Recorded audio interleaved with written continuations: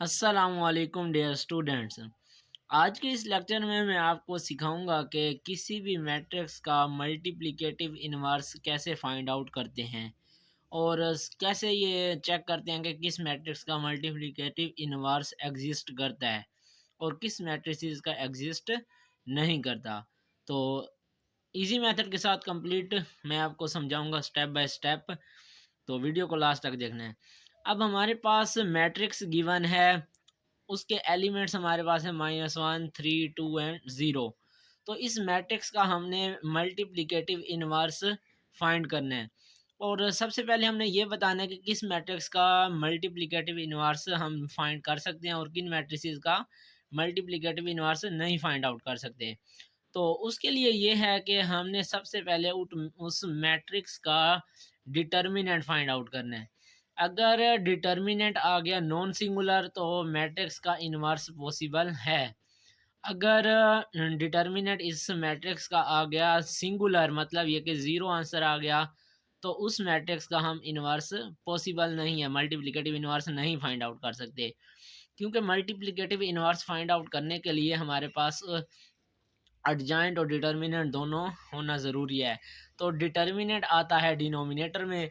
जब डिनोमिनेटर में ज़ीरो आ गया तो उसका एग्जिस्ट नहीं करेगा, क्योंकि उसका इनफाइनाइट सोल्यूशन होता है। तो इस लिहाज से अब सबसे पहले हमने इस मैट्रिक्स का डिटर्मिनेंट फाइंड आउट कर लेना है। तो डिटर्मिनेंट फाइंड आउट करना मैंने आपको कंप्लीट मेथड समझा दिया था, डिस्क्रिप्शन में लिंक दे दूंगा, आपने वो देख लेना है। अब सबसे पहले इस मैट्रिक्स का हमने डिटर्मिनेंट ले लेना है मैट्रिक्स के नेम के साथ भी। फॉर एग्जांपल जो हमारे पास डिटर्मिनेंट ए का और इसी तरह से मैट्रिक्स के साथ भी मोड ये लगा लेना, तो इसको ये डिटर्मिनेंट को ही शो करता है। अब ये ए का determinant as it is equal to, अब इस मैट्रिक्स का हमने डिटर्मिनेंट फाइंड आउट करना है, तो ये इसके डायगोनल एलिमेंट्स को सबसे पहले हमने मल्टीप्लाई करवा दिया। इसी तरह से माइनस आ जाएगा और नॉन डायगोनल एलिमेंट्स को आपस में मल्टीप्लाई करवा दिया। अब -1 मल्टीप्लाइड बाय 0, आंसर आ गया 0। इसी तरह से अब 3 को मल्टीप्लाई करवा दिया 2 के साथ 6 और ये वाला माइनस एज इट इज। अब 0 - 6, आंसर आ गया -6, जो कि 0 के बराबर नहीं है। तो इसका मतलब ये मैट्रिक्स नॉन सिंगुलर है, तो इसका इन्वर्स पॉसिबल है। अगर इसका इन्वर्स पॉसिबल हो गया तो हमने आगे इसकी फर्दर प्रोसेसिंग करनी है। वो क्या है कि हमने उस मैट्रिक्स का एडजॉइंट लेना होता है। तो एडजॉइंट ऑफ ए, अब इस मैट्रिक्स का डायरेक्ट मैं अब एडजॉइंट लेकर लिख रहा हूँ। एडजॉइंट ये है कि डायगोनल एलिमेंट्स या डायगोनल एंट्रीज जो हैं वो एक दूसरे से रिप्लेस हो जाएंगे। -1 0 की जगह और 0 -1 की जगह पर रिप्लेस करवा कर लिख दिए।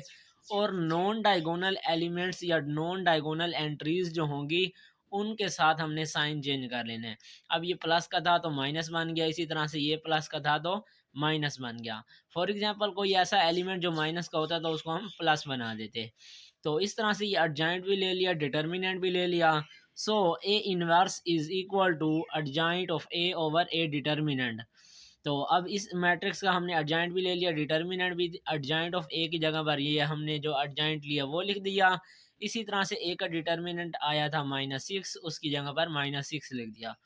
अब ये पूरी मैट्रिक्स डिवाइड हो रही है -6 के साथ, तो इसलिए हर एक एलिमेंट को हमने -6 से डिवाइड कर देना है। तो सबसे पहले मैंने इसको 1/-6 बाहर कॉमन ले लिया, मतलब ये कि बाहर इसको अलहदा ले लिया। अब हर एक एलिमेंट से 1/6 मल्टीप्लाई हो जाएगा। अदरवाइज आप डायरेक्ट करना चाहें तो -6 के इसको डिवाइड कर दें, तो 0 divided by -6 -3 divided by -6 -2 divided by -6 -1/-6। तो इस तरह से भी आप सोल्व कर सकते हैं। अब 0 से ये मल्टीप्लाई हुआ तो 0 हो गया, और -3 और ये माइनस माइनस आपस में प्लस, और 3 1 द 3 3 2 द 6, तो 1/2 आ गया। इसी तरह से ये minus minus plus, 2 1 the 2 2 3 the 6, तो 1/3 आ गया। इसी तरह से ये भी अब minus minus plus, 1 multiplied by 1 1 divided by 6 आ गया। तो इस तरह से ए मैट्रिक्स जो हमारे पास थी उसका हमने मल्टीप्लिकेटिव इन्वर्स फाइंड कर लिया, जो कि ये हमारे पास आंसर आ गया। उसके एलिमेंट्स हैं 0, 1/2, 1/3, 1/6।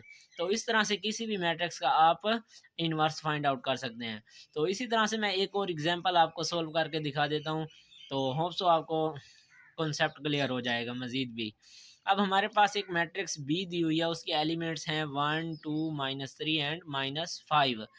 तो अब इस मैट्रिक्स का भी हमने मल्टीप्लिकेटिव इन्वर्स फाइंड आउट करना है। सबसे पहले हम चेक करेंगे कि ये इसका इन्वर्स पॉसिबल है या नहीं। तो उसके लिए मैंने आपको पहले ही भी बता दिया कि इस मैट्रिक्स का हम डिटर्मिनेंट फाइंड आउट करेंगे। अब बी के साथ हमने मोड लगा दिया, इस मैट्रिक्स के साथ भी मोड लगा दिया। मोड का मतलब वही है कि डिटर्मिनेंट हम फाइंड आउट कर रहे हैं।